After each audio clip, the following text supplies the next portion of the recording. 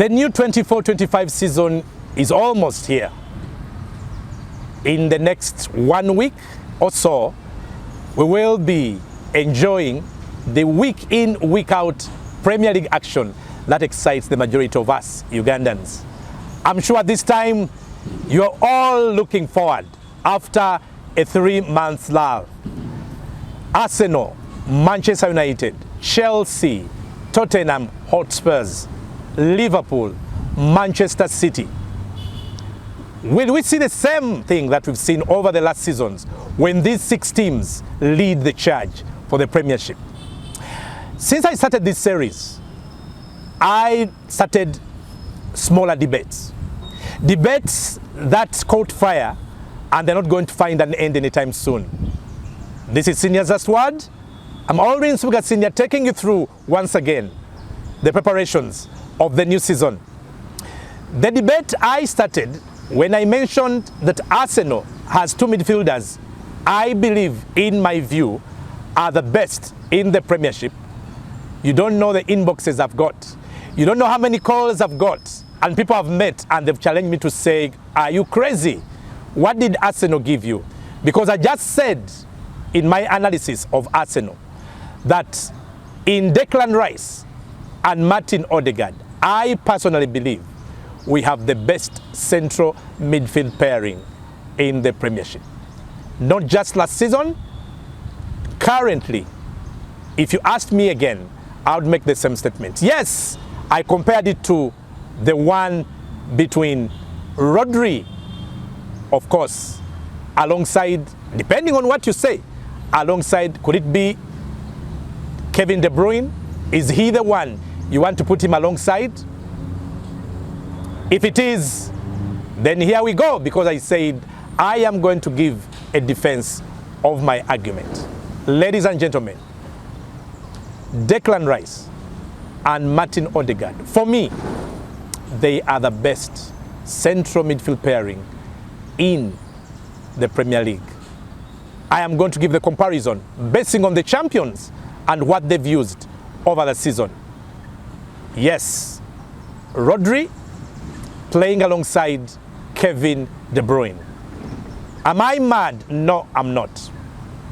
Ladies and gentlemen, if you sign up Aldrine Nsubuga SNR on Senior's Last Word, you'll get to understand the full analysis and appreciate that at the end of the day, when we leave the brand, when we leave the championship rating and the ranking, and we get down to the individuals and true man-to-man analysis, you'll be left with no else but to only understand that I didn't make a mistake with my conclusion.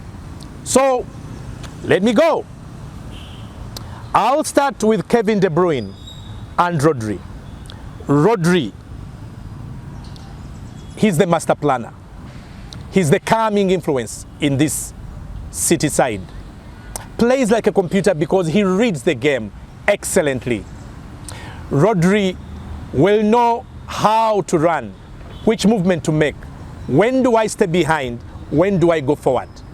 Rodri, a fantastic tackler. He knows how to win back balls. He's not showy or flashy. He's not a busy footballer. He's just an efficient footballer. He has added goals to his work rate, to his presence. He breaks up attacks. In the same motion, he joins in the attack, his own. He knows how to read the game so excellently that balls find him loosely. No wonder he scores those goals. Last season, he scored 8 league goals. That's a handful for a defensive midfielder. If we look at Kevin De Bruyne, what an artist. The quintessential creator. His technical skills among the very best in Europe. The quality of his crosses. His vision. He's a ball player. His dribbling artistry. Kevin De Bruyne knows when to stay behind, when to change positioning. Dead ball specialist. His skill on the ball, his ability to pick out his teammates, his assists. He's a creator. He's a goal scorer. Even though last season he didn't score that many because he only scored 4. But as always, when it comes to assists, he's there among the very top. He assisted 8 times. De Bruyne would make any team that has attacking talent click. He's a wonder. Wonderful on the eye. Pleasing on the eye. A beautiful player. Kevin De Bruyne is wonderful. He has a good range of passing. He can pass it short or wide. Kevin De Bruyne will make you love to watch a game of football because of what he does with the ball. On the ball, fantastic. Off it, I'm not so sure. What Rodri and Kevin De Bruyne bring to this City side is great midfield attacking play from the back all the way to the front. Why do I think Deklan Rice and Martin Odegaard are better? Consistency. Odegaard and Rice have played together 2 seasons. We are going in the 2nd season because it was Deklan Rice's first season last season. But the way Deklan Rice has seamlessly fit into the Arsenal style of play, the Arsenal scheme, and the Arsenal midfield, you would think he has been in this setup for 5 years and more. The understanding he has struck with Martin Odegaard, my word. Now, Deklan Rice, for me, is better than Rodri. Why? Deklan Rice is a cultured footballer. I know that Rodri is class, but Deklan Rice has a way that when you look at him, you just see a smart footballer, measured in everything he does. He can dribble, but he knows when to dribble and when not to dribble. When he makes movements, he just knows how to make those movements, which is the right player to keep out of the game. In fact, most times you wonder whether he's a defensive midfielder at all, because he's as equally good at defending as he is when he's supporting the attack. The guy assists 7 times, he did that last season. He scores 8 times, he did that last season. But when he joins in that attacking play, he looks a natural fit in the attacking sense. You forget that he's a holding or defensive footballer. When he wants to tackle hard, he can tackle hard. When he wants to do it loosely and lightly, he will do it. But for me, it's the measure of his intelligence, the smartness, the articulation with his passing. When he's passing it short or long, you just look at the footballer and you just see pure class. Deklan Rice can play for any club. He'll always be a starter. I know Rodri will be a starter in any team. But bring his play alongside Martin Odegaard. The way they understand each other, how they support each other, for me, I've not seen it in the Premier League. Odegaard's movements, when he makes those runs, as he plays his part in the web-like movements, the passing game that Arsenal plays, somehow Odegaard knows when to be inside the box, when to be outside the box, when to wait to make that run. I haven't seen a better midfielder with making runs than Odegaard. When he finds his range shooting at goal with either the left or the right, the confidence he uses. He's not a player with a name, big name.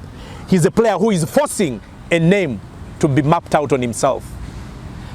Odegaard, for 3 seasons, he scores goals, he assists, He is part of that attacking play that makes Arsenal's play imperious.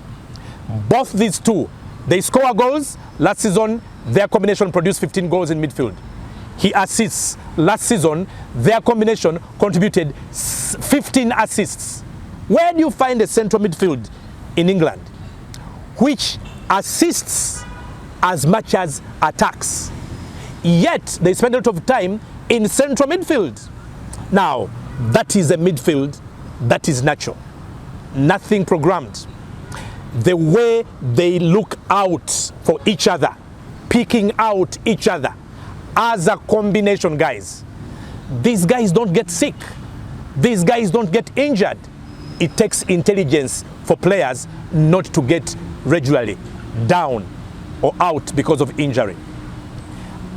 In terms of effectiveness, in terms of output, in terms of product, final product, relevance to attacking play, relevance to defensive play, the beauty when they are in possession or part of a bigger team possessing and controlling. I want, for me, say, give me the Deklan Rice, Martin Odegaard combination any day. Only because I know that for some reason, Kevin De Bruyne goes in hiding. Sometimes he disappears in games. He gets injured frequently. He's not always on top of his game. Influential when he's on the pitch, but not consistent, even over a season. He has his periods. Rodri can be too quiet. He can get lost. Odegaard and Deklan Rice will never get lost, will always be visible to the eye. Their impact will always be seen. And as we've seen, take those two out of Arsenal, you've almost got nothing. Take De Bruyne and Rodri out of City, City will still play their football the same way. Who do I think is better? The Martin Odegaard Deklan Rice combination or the Rodri Kevin De Bruyne combination? I say, ladies and gentlemen, for me, it's Deklan Rice and Martin Odegaard. And that's my last word.